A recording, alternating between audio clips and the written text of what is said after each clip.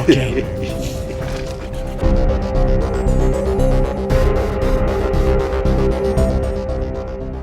Well, I guess Mike was right. What an amazing animal to chase. Audads are one of the neatest animals I've ever hunted anywhere in the world. The Davis Mountains in West Texas are beautiful, rugged, hardcore, right up our alley. I feel so blessed to have been able to chase these amazing animals.